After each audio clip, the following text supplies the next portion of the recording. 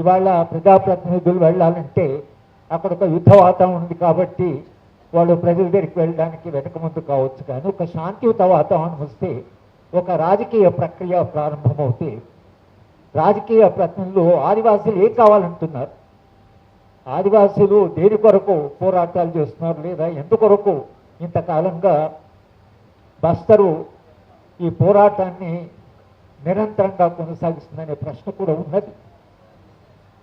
అంటే ఇవాళ కేవలం మావోయిస్ట్ పార్టీయే కాదు, 50 ఏళ్ళుగా అక్కడ ఒక పార్టీ పోరాటం చేస్తుండొచ్చు, కానీ ఆదివాసీలు 200 ఏళ్ళుగా పోరాటాలు చేస్తున్నారు. 150 ఏళ్ళ కింద బిర్సా ముండా తిరుగుబాటు జరిగింది. అంటే 150 ఏళ్ళ నుంచి ఈ మధ్య ఆయన 150 ఏళ్ళ ఒక యానివర్సరీ కూడా సెలబ్రేట్ చేశారు బిర్సా ముండా గారు. బిర్సా ముండా ఇవాళ అత్యంతమైన గౌరవమైన ఒక ఆదివాసీ నాయకుడిగా మొత్తం సమాజం గౌరవిస్తున్నది. కనుక అప్పటి నుంచి పోరాటాలు జరుగుతున్నాయి.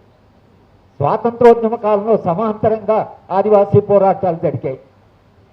ఆదివాసీలు ఆత్మగౌరవం, వాళ్ళ అడవి, వాళ్ళ జీవన విధానము, వాళ్ళ విలువలు, వాటి కొరకు వాళ్ళు నిరంతరంగా వాటికి నిలబడ్డారు. వాటి కొరకు మన కొమరం భీమే కావచ్చు, అల్లు సీతారామరాజు, బిర్సా ముండానే కావచ్చు.